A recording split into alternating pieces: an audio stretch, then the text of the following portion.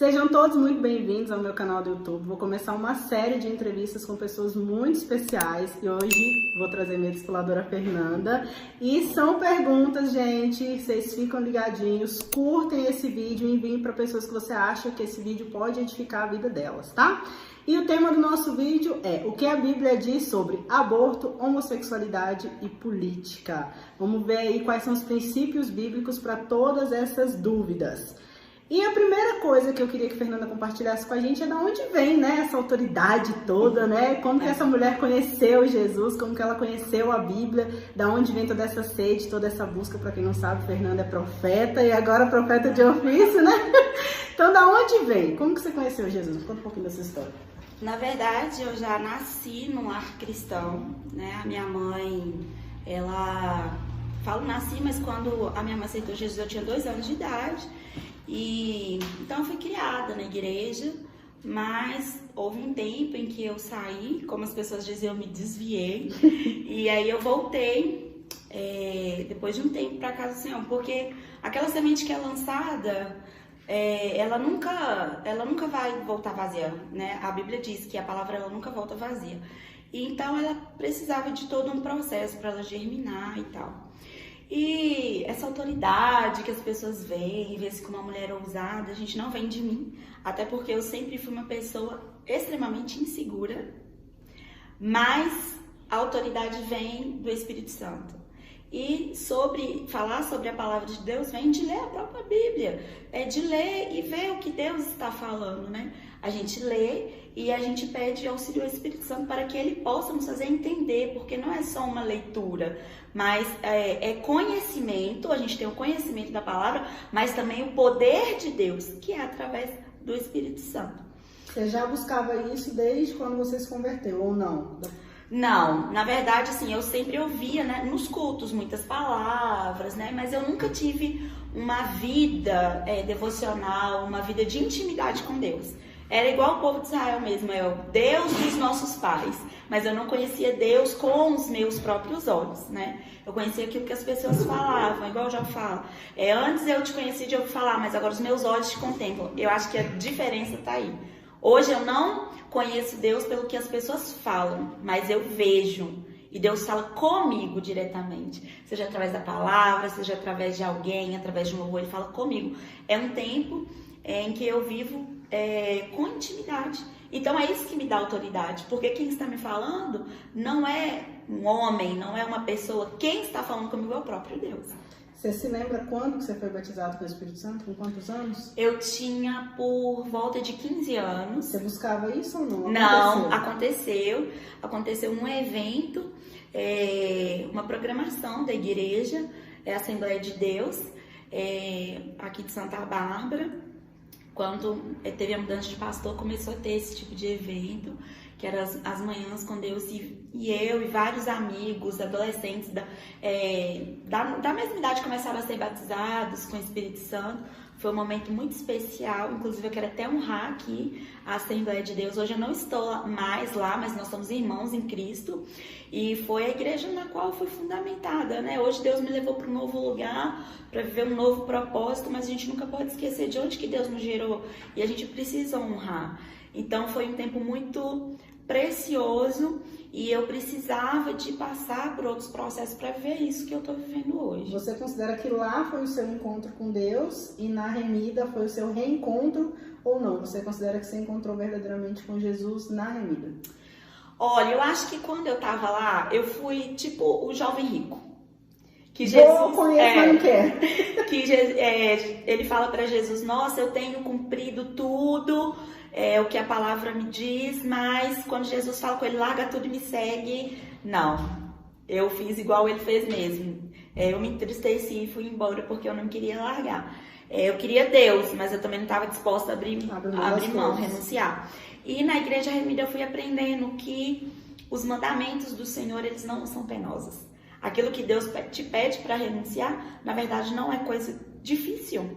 É coisa que, assim, até o momento que você toma a decisão de entregar, pode ser difícil, mas quando você entrega é libertador. A renúncia se trata de amor.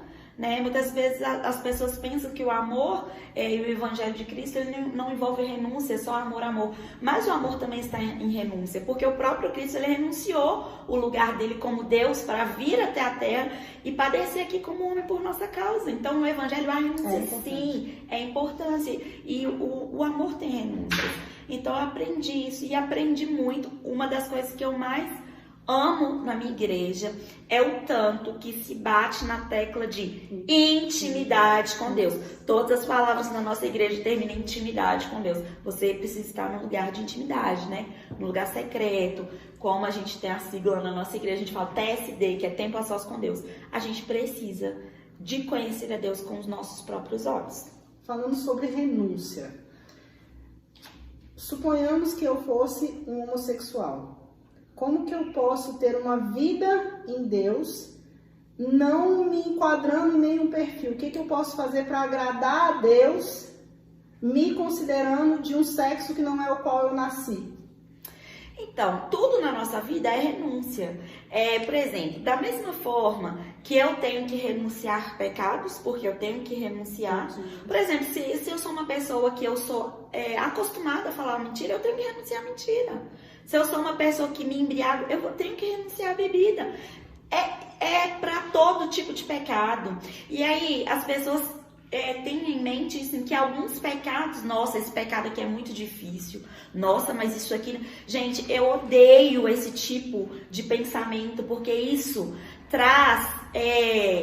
coloca como se a cruz de Cristo não fosse dar conta de remir o pecador. A cruz de Cristo, ela vai remir as pessoas em todos os pecados.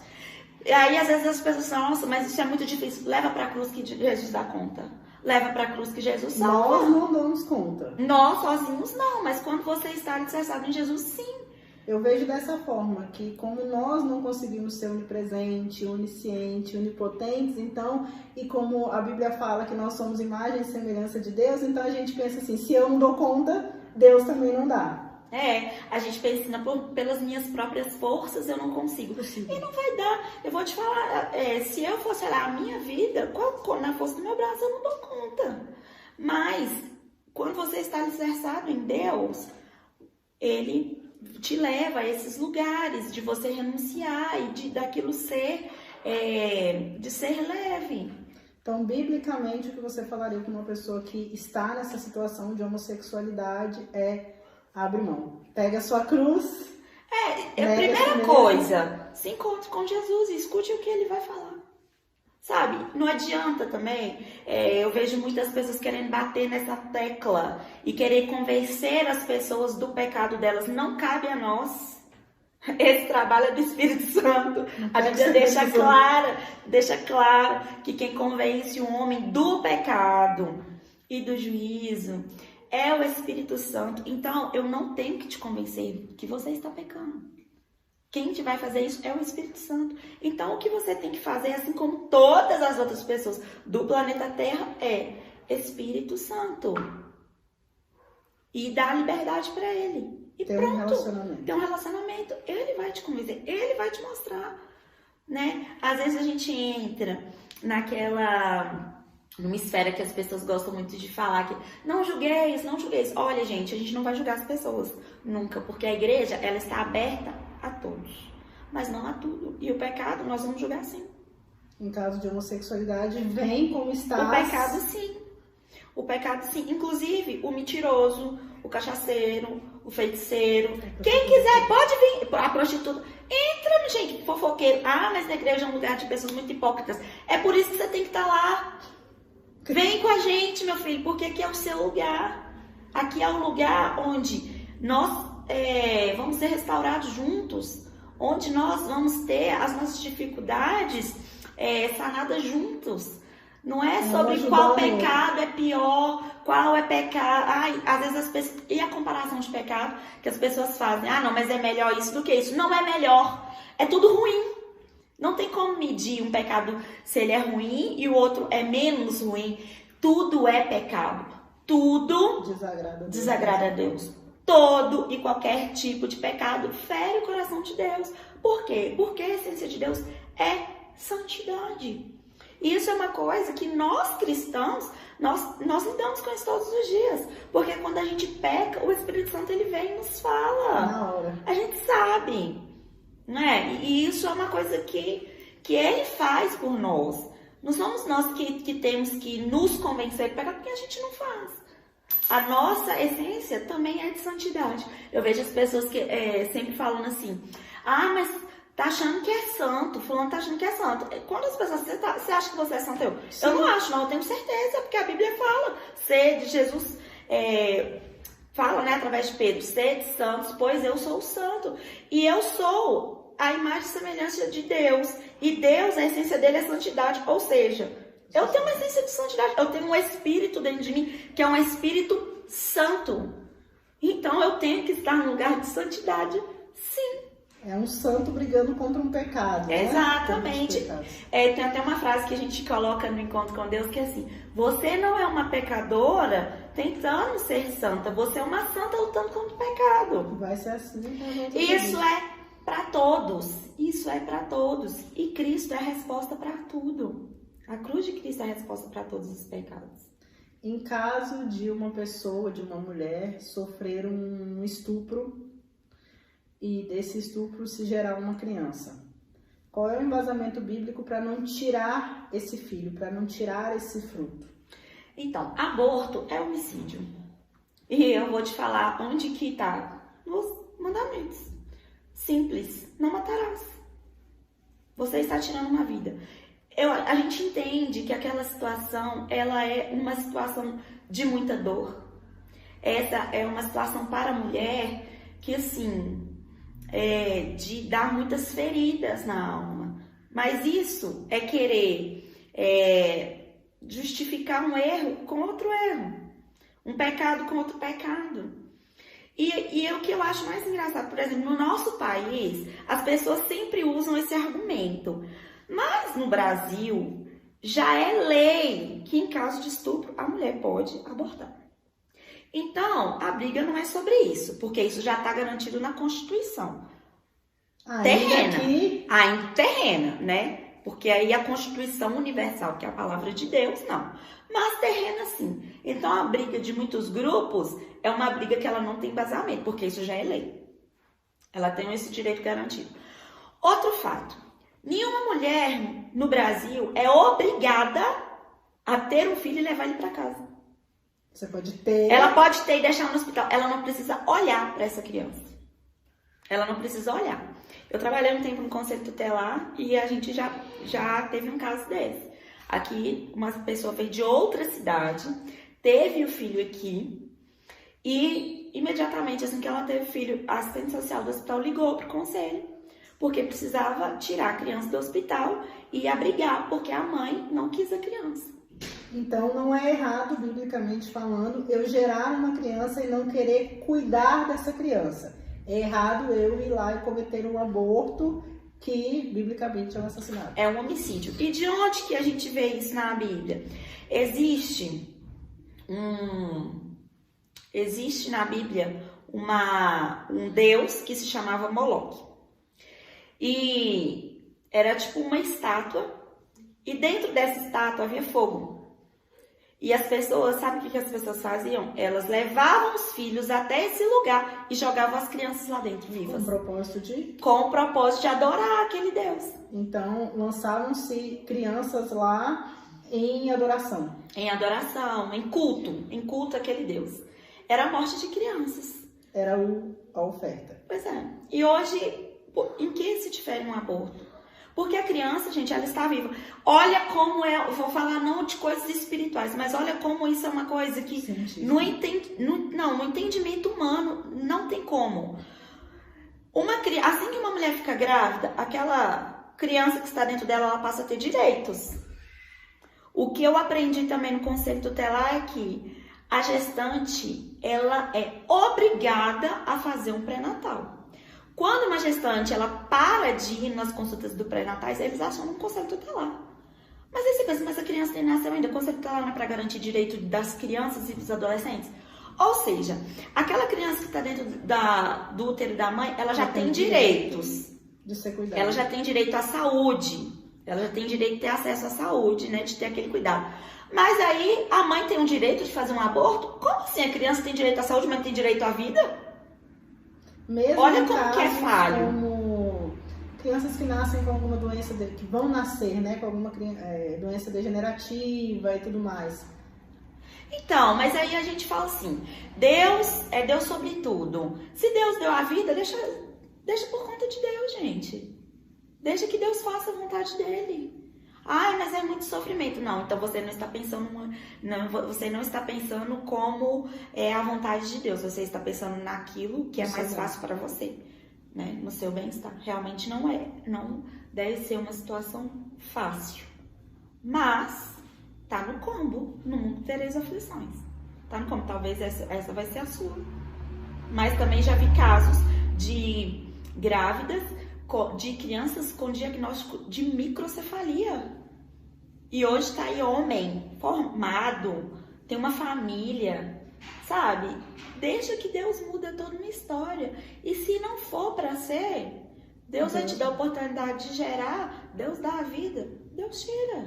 Então vamos falar um pouquinho agora sobre política. Muita gente não entende o porquê que pessoas evangélicas, porquê que pessoas cristãs estão começando a se posicionar no mundo político aí, começar a tomar frente. Aonde que a Bíblia fala que crente ou cristãos podem ou não podem fazer parte da política? Na verdade, é algo que eu tenho um estranhamento, assim, de ver várias pessoas que se denominam cristãs. Não estou falando aqui de evangélico, católico, mas pessoas que professam a sua religião como cristianismo, que professam sua fé em Jesus Cristo. E elas acharem que elas têm alguns, né, têm uns pensamentos, a igreja não deve se misturar com a política, a igreja não deve se intrometer na política. Eu também acho. Porque a igreja tem que dominar sobre a política. A igreja, ela tem autoridade para dominar sobre as coisas. Mas o problema é que os cristãos, eles acham que ser cristão é 4 paredes. É uma igreja. Né? E a gente não vê esse padrão. Quando Jesus fala assim para Pedro, né? Você é pedra e sobre ti edificarei a minha igreja. O que ligares na terra será ligado no céu. Gente, nós não somos desse mundo, mas nós estamos aqui, isso é fato. E aquilo que a gente liga na terra, a gente liga no céu. Quando você liga aqui na terra um governo, por exemplo, que apoia aborto, que apoia todo tipo de imoralidade sexual, que apoia a corrupção, que defende tantas coisas que são anticristãs, você está ligando isso no céu.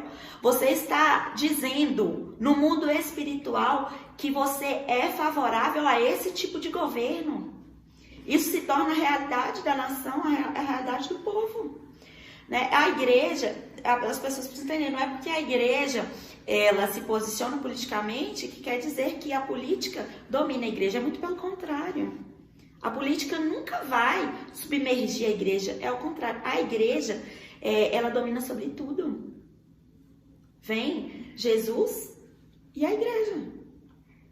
A igreja, ela está debaixo da autoridade de Jesus, então ela governa sobre tudo. Você acha que o que pode ter acontecido é que durante muito tempo a política, até hoje, né, é considerada como um lugar muito sujo, então os cristãos preferiram se afastar e agora que eles estão querendo tomar conta aí tá gerando esse alvoroço todo. Porque as pessoas têm assim essa visão de cristão como às vezes as pessoas têm essa visão até mesmo do próprio Jesus, né? De ser aquela pessoa omissa. Jesus não era omisso em nada. Se você lê os evangelhos, você vê Jesus se posicionando. Se você lê lá sobre João Batista, ele fala para o rei, olha, você está pecando porque você está dormindo com a mulher do seu irmão. Os profetas, eles não eram omissos. Os apóstolos, eles não eram omissos. Por que nós vamos ter que ser? Isso eu estou falando aqui no tempo de graça. Porque às vezes você fala, mas isso era lá no Velho Testamento. Não, eu estou falando no tempo de graça. A igreja precisa se posicionar, sabe? E outra coisa que eu vejo também é cristão que não consegue entender que em todas as áreas Deus quer levantar pessoas, em tudo. E a palavra de Deus fala assim, se a gente quiser, a gente vai comer do melhor dessa terra. E aí as pessoas acham que porque a gente está aqui e a gente tem a promessa de um dia Jesus voltar para nos buscar, a gente tem que sofrer aqui nesse trem. Assim, elas querem pegar o chicote e não, eu vou aqui sofrer, eu tenho que padecer. Não. Se a gente quiser, a gente vai comer do melhor dessa terra. Jesus já pagou preço, por que a gente quer ficar pagando mais preço? O sacrifício de Jesus já foi suficiente. A igreja tá aqui com uma missão para dominar sobre as coisas. Lá no começo da Bíblia, Gênesis, quando Deus cria o homem, Deus termina a criação, Deus cria o homem, Deus fala, domine. Isso está na essência do homem. Governo está na essência do homem. Por quê? Porque Deus governa e nós temos a essência de Cristo. Assim como tem a essência de santidade, tem também de governo. Quem governa acima de Deus? Não tem. Existe uma essência de governo em nós. Que agora você acha que está começando a sair para fora? Eu acho que finalmente a igreja está se posicionando como igreja. O que é certo, o que é errado, e pronto, acabou. Goste quem gostar. O que quer dizer? Nós iremos estabelecer os princípios de Cristo na Terra.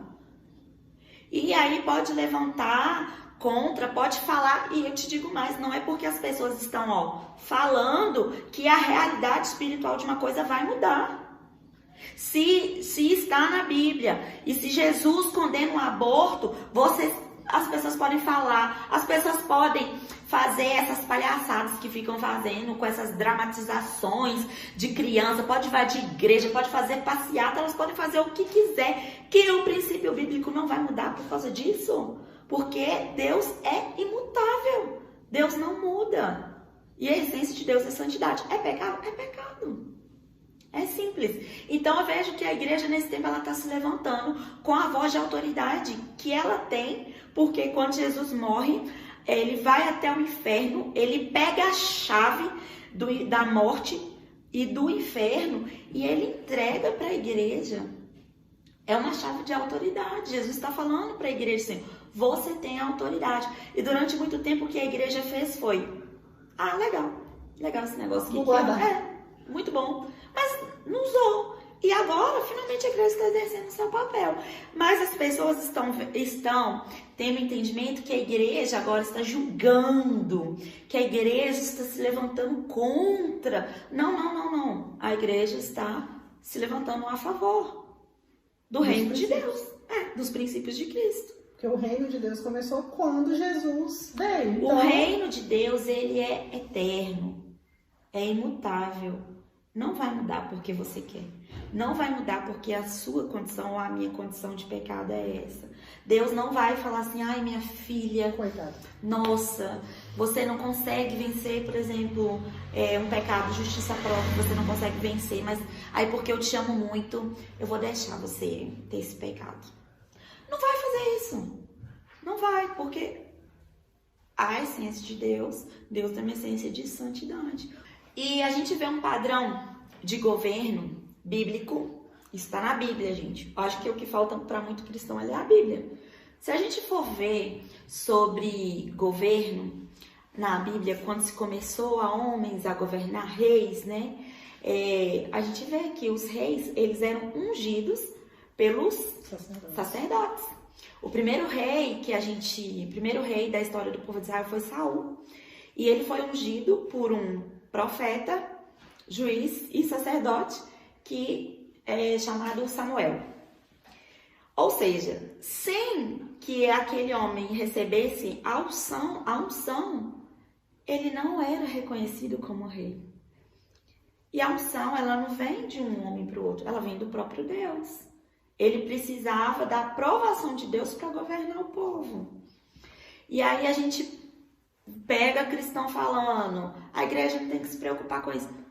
Não é que a igreja, assim, ela coloca sua confiança na política. Porque eu falo com você, pode entrar qualquer homem que for. Deus é Deus.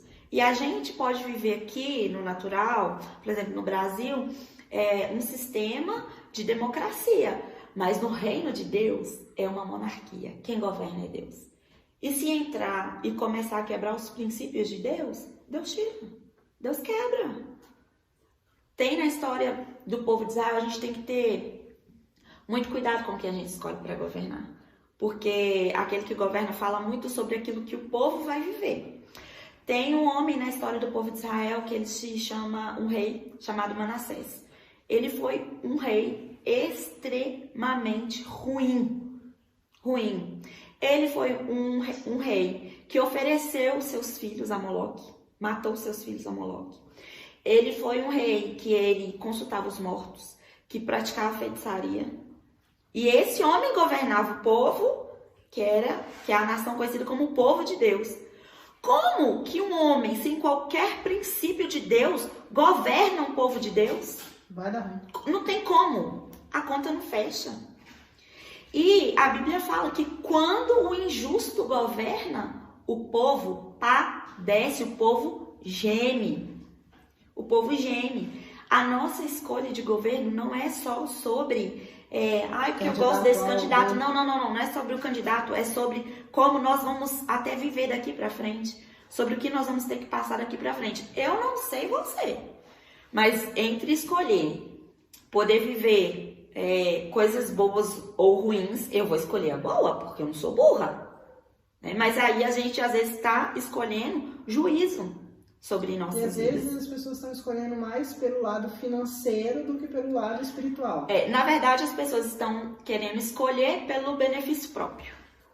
E aí eu te falo, se você está escolhendo pelo seu benefício próprio, sobre o que é melhor sobre você, você não está alicerçado em Cristo. Porque quando a gente entrega a nossa vida para Jesus, a nossa vida perdeu o valor. Porque o apóstolo Paulo fala assim, em nada eu tenho a minha vida como preciosa. A minha vida não é mais para mim. Eu não vivo mais daquilo que eu quero, eu vivo daquilo que Jesus diz sobre mim. Entende? Eu não vivo mais sobre as minhas vontades, mas sobre a vontade de Deus que é soberana minha. Eu não escolho mais, não faço mais as minhas escolhas pautadas em mim, mas no reino de Deus. A gente segue o modelo sempre vai ser Cristo. O nível sempre vai ser Jesus Cristo. Às vezes as pessoas pensam assim, nossa, mas é um nível muito alto. Gente, mas se a gente for viver no padrão fora de Cristo, a gente invalida o que ele fez. Deus estabeleceu ele ali como nível. E Jesus se esvaziou da sua glória, veio pra cá, serviu homens, lavou pé de homens, renunciou a tudo. E ainda você tá querendo viver pra si. Porque se Jesus vivesse pra si, ele não ia vir sofrer aqui não. Jesus, ele fala assim, a minha comida e a minha bebida é a vontade do meu Pai. Jesus fala lá no Getsemane, Pai, se for da tua vontade, afasta de mim esse cálice. Não for da vontade. Contudo, seja feita a sua vontade. Como que um cristão, então, está vivendo das suas próprias vontades, separado a Cristo? Não tem como. A gente precisa entender isso. E outra coisa, a igreja precisa se posicionar nesse tempo, né? A igreja brasileira, que a gente está próximo de eleições, ela precisa se posicionar naquilo que está na palavra de Deus em Timóteo. De um lugar de intercessão, de orar pelas autoridades. A gente vê que a gente pode viver um padrão de Cristo, ou a gente pode viver um cristianismo sem Cristo, porque tem como viver um cristianismo sem Cristo. Em Apocalipse tem uma palavra que fala assim, eis que estou à porta e bato. Se Jesus está na porta e ele está batendo, quer dizer que ele está o quê? Ele está fora. Mas a gente insiste que está vivendo um cristianismo sem Cristo. Entende? E aí a gente agora tem a oportunidade de estabelecer, sabe, qual governo que você quer. Como cristã, qual é o governo que você quer? Sem seus interesses. Qual é o tipo de governo que você quer? Sabe? E isso é algo muito importante. E a palavra de Deus em Timóteo fala que a gente deve orar pelas autoridades. Mas as pessoas hoje, elas estão querendo viver. Quando a gente fala que a gente não quer se envolver na política, quando a gente não quer se envolver no governo, a gente está indo tão contra a palavra de Deus, porque fala que Jesus vai voltar e governar as nações. É sobre governo. E outra coisa, eu vejo muito cristão entrando nisso assim, não julgueis, não se posicionar, você não está se posicionando do lado de Cristo. Então, automaticamente. Você está se posicionando do outro lado.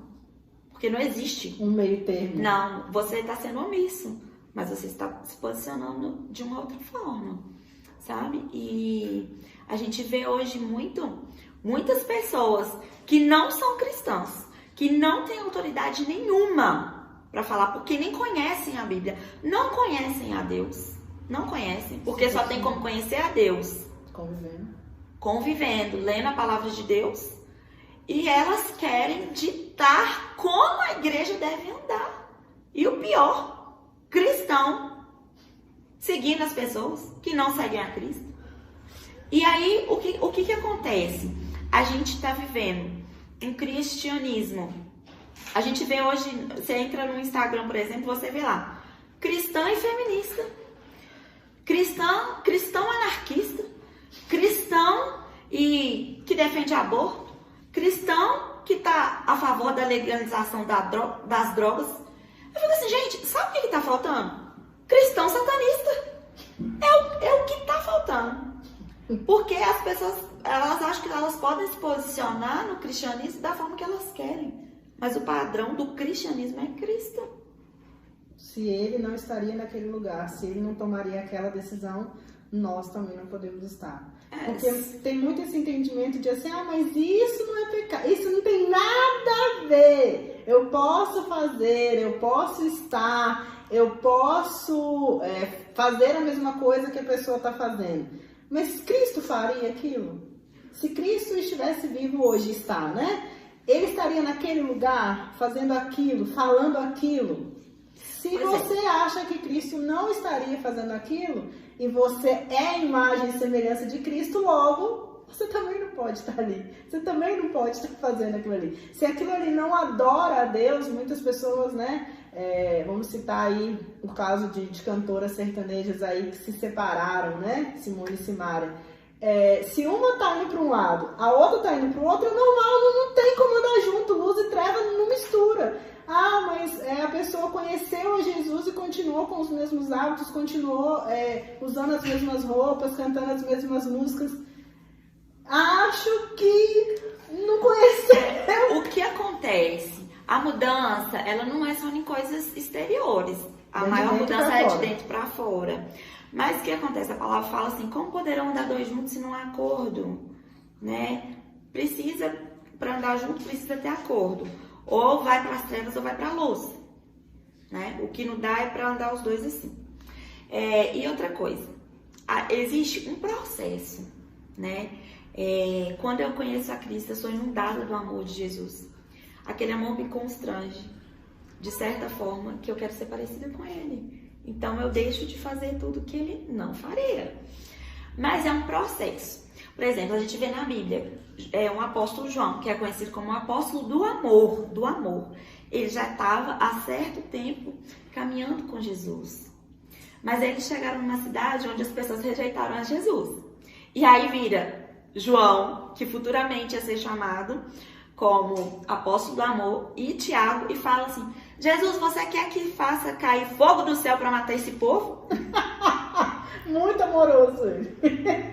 Pois existe um processo, sabe? Que a gente vai mudando na caminhada com Cristo. E todos nós estamos passando por este processo diariamente. Nós também temos muitas coisas a ser mudadas. Cada vez que eu me aproximo de Deus, gente, mais eu vejo o quanto eu ainda preciso mudar. O quanto ainda tá faltando a essência de Deus em mim. E olha, e nunca vai ser suficiente. Nunca vai ser suficiente. Quanto mais eu me encho de Deus, mais eu quero. Mas eu vou ser mudada.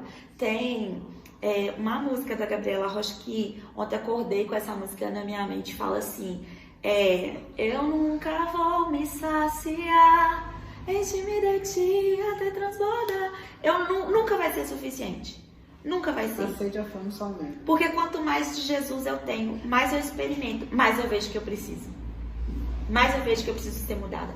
Mais eu vejo que, meu Deus, ainda falta muito de Jesus para eu poder alcançar.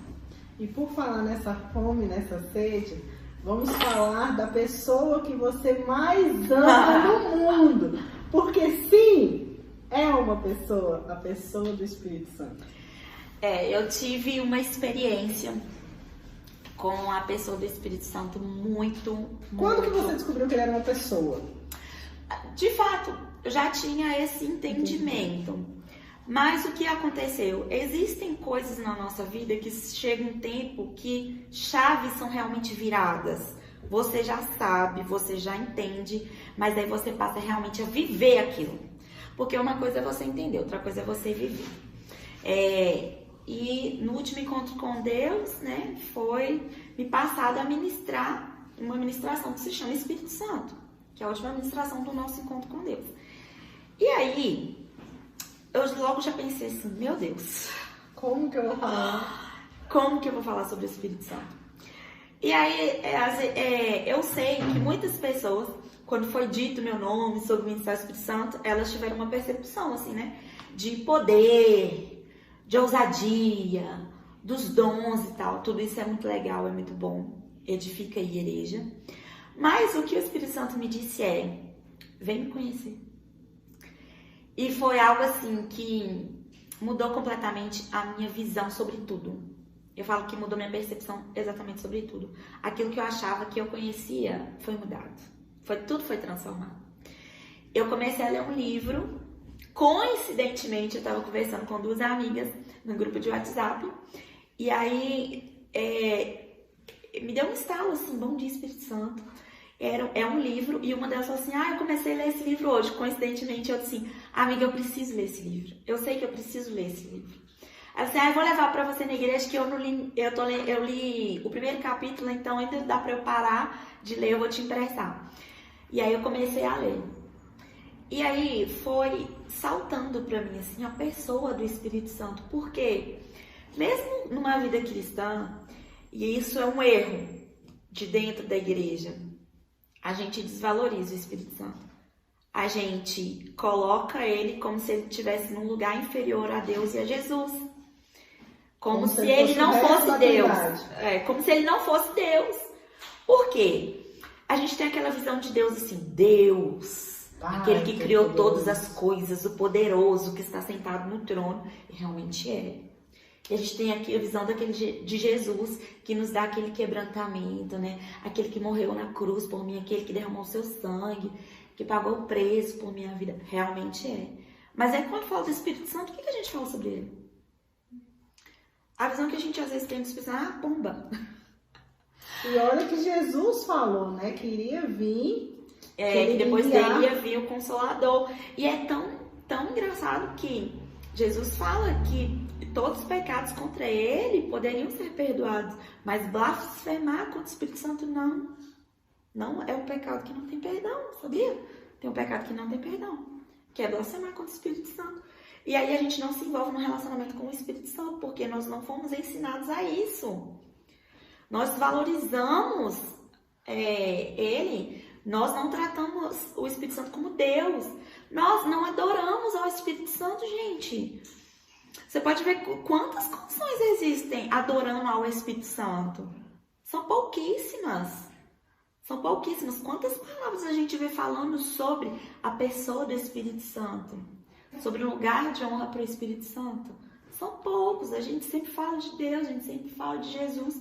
E se fala muito pouco sobre o Espírito Santo. Quando se fala, se pensa logo em batismo, de falar em línguas, do poder. Mas ele não tá só nisso. Não é só essa caixinha. O Espírito Santo, ele é uma pessoa da Trindade, assim como Deus, assim como Jesus. O apóstolo Paulo, ele, no final de uma das cartas, ele fala assim, que a bondade de Deus Pai, aí a gente pensa, nossa, Deus Pai, esteja com vocês.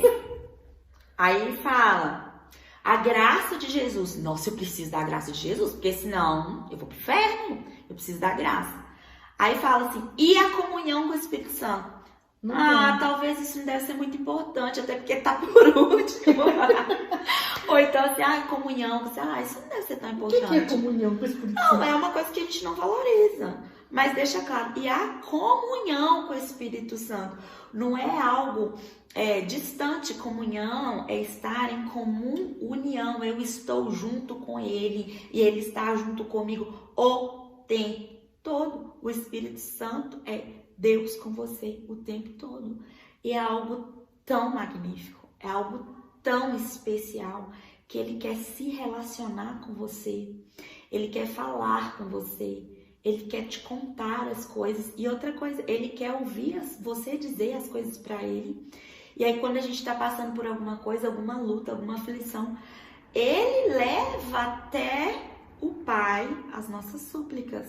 A Bíblia fala que ele intercede por nós. Ele né? intercede por nós. Só que a gente não pede essa intercessão.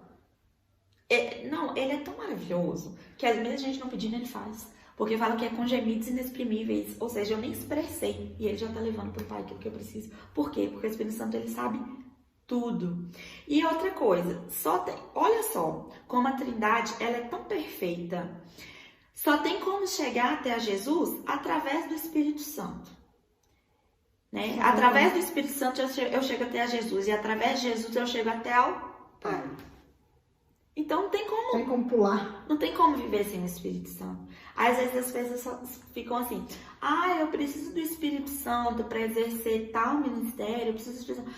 Eu fico assim, gente, você precisa do Espírito Santo, tipo assim, para escovar seu dente de manhã, para você levantar da sua cama, você precisa dele. Exatamente para tudo. E ele quer ter esse relacionamento com você. E o nome desse livro, que é Bom Dia Espírito Santo, de um autor chamado Benihim.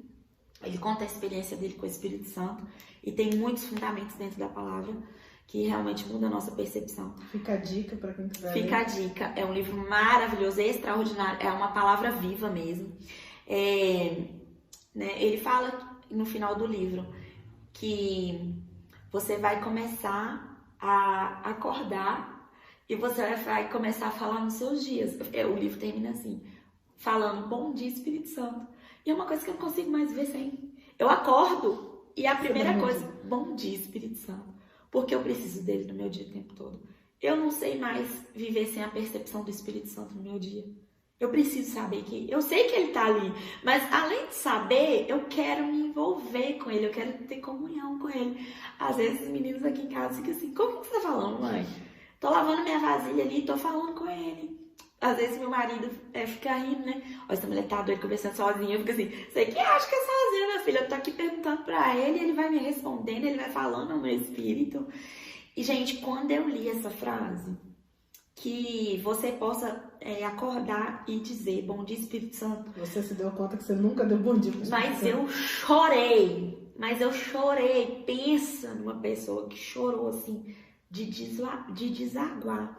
E o Espírito Santo, ele me proporciona ser real, sabe? Eu não preciso ser uma mulher ousada quando eu tô com o Espírito Santo. Eu não preciso ser uma mulher forte quando eu tô com ele. Eu não preciso ter medo. Eu sou a Fernanda que tem medo. É a Fernanda que tem as suas inseguranças. A Fernanda que é real, que é de verdade. É um relacionamento que traz verdade, sabe? Não que em outros lugares a gente vai agir com inverdades, com fingimento. Não é isso. Mas lá você consegue ser você. Lá, com ele é um lugar onde eu me quebranto, onde eu me derramo, sabe? Às vezes as pessoas veem a gente exercendo o ministério na igreja. Assim, nossa, mas você tem tanta ousadia, você tem coragem, você flui nisso. E tal, você entrega a palavra. Gente, mas no meu quarto com o Espírito Santo, eu sou um bebê. Eu tava até falando sobre isso, voltando de uma viagem, assim, lá na igreja, quando eu tô exercendo algo, eu vou pra cima. Eu sou uma leoa, eu sou uma águia, eu vou pra cima. Mas no meu quarto, se deixar, eu inundo a minha casa. Porque é o lugar onde que eu choro, onde me quebranto, me derramo. E isso é só através do Espírito Santo. É só ele, porque ele constrange. Ele nos constrange em amor. Qual o conselho que você daria para alguém que não tem esse relacionamento com o Espírito Santo começar? Comece. Como, Fernando? Do zero. É um relacionamento do bom dia. Do zero, do bom dia. Gente, parece algo tipo assim, nossa, banal, mas não é. é a melhor coisa que eu assim, descobri pra minha vida, porque eu já começo meu dia com ele. Comece todos os dias, bom dia, Espírito Santo. Aí comece a falar com ele. Espírito Santo, você tá aqui? Espírito Santo, você tá me ouvindo? Olha, Espírito Santo, tá acontecendo isso. Espírito Santo, eu me sinto assim. E desde que ele vai começar a falar no seu espírito. Quanto mais você dá lugar e acesso a ele, mais ele vai falar com você. Começa a clamar pela presença dele. Mais presença você vai ter, mais você vai ser inundado pela presença dele. E não é falar assim com voz audível, você vai começar a ter percepções. Ele vai falar com você através de uma música, ele vai falar com você através de uma pessoa, ele vai falar com você através de um passarinho voando, tudo fala, uma árvore mexendo, tudo fala. Tudo fala. Há um mês atrás, mais ou menos, eu fui tão ministrada através de uma árvore de bougainville. Eu olhei assim e o Espírito Santo foi falando tantas coisas comigo através disso. E eu falei assim, meu Deus, realmente, se a gente estiver conectado no Espírito, a gente tem essas percepções de que Ele está falando o tempo todo. Inclusive, aconteceu ontem na igreja. Eu mandei no grupo de mulheres da nossa igreja. O Espírito Santo falou comigo através de um gesto de uma criança, que ela virou água no chão da igreja. E Ele falou comigo. Então, você precisa estar atenta, você precisa estar conectada. E você precisa começar esse relacionamento de algum lugar, de algum ponto. Comece assim, bom dia, Espírito Santo. Foi algo que eu ministrei no encontro com Deus e é algo que enche meu coração. Quando eu entro lá no Instagram e eu vejo, né, as mulheres que passaram pelo encontro, as meninas que foram servir também postando uma imagem do dia nascendo e colocar bom dia, Espírito Santo. Uma imagem, né, seja a gente tomando café e colocando bom dia, Espírito Santo. Gente, é algo que enche meu coração, porque eu vejo que elas realmente estão tendo um relacionamento delas com o Espírito Santo. Não a partir da minha percepção, mas da percepção delas. Porque o relacionamento com o Espírito Santo, ele é algo que é pessoal e ele não é algo que dá para transferir. Né? Tem transferência de unção, de dons, né? Através da imposição de mãos, a gente vê isso na Bíblia. Mas não tem de intimidade. Com o Espírito Santo é não só conviver. Relacionamento é íntimo, é muito pessoal. E quando eu vejo isso, eu falo assim, gente, e tudo tá começando com isso. Bom dia, Espírito Santo. Não tem bicho de 7 cabeças. Às vezes a gente quer florear demais, a gente quer inventar demais, a gente quer falar palavras difíceis demais, a gente quer estar lá de joelhos, né?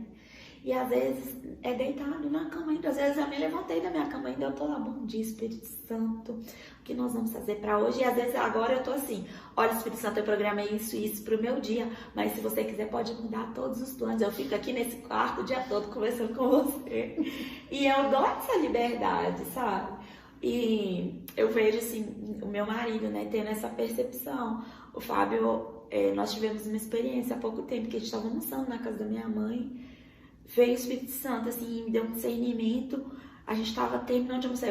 Vamos lá no Monte Orá. Ele disse assim, como assim? Vamos, eu tenho que ir lá no Monte Orá. Eu preciso subir lá. Ele disse assim, não, mas ainda a gente, né, tá aqui ainda com seus pais. Ele olhou pra mim com essa cara, tipo, isso, não, é agora. A gente precisa ir. Sabe, o relacionamento com o Espírito Santo é isso. A gente tá num lugar, quando ele chama, a gente tem que estar ali, ó. Eu tô conectada o tempo todo, até dormindo. Até dormindo me relaciono com o Espírito Santo, ele fala comigo. Sim, através dos meus sonhos. Ele me fala ali. Se você ainda não tem essa percepção, se você não tem mais essa convivência, se você já teve essa convivência com o Espírito Santo e não tem mais, convide ele. Convide ele para dentro da sua casa, para dentro do seu trabalho, para dentro do seu casamento, para a sua vida. E não é algo que você vá começar a ter experiências sobre sentir. Muitas vezes, né, Deus permite com que nós venhamos ter sensações, porque Ele sabe da nossa incredulidade, da nossa até humanidade. Não é sobre sentir, é sobre fazer sem sentir mesmo. É sobre ter a certeza e a convicção que Ele vai estar lá.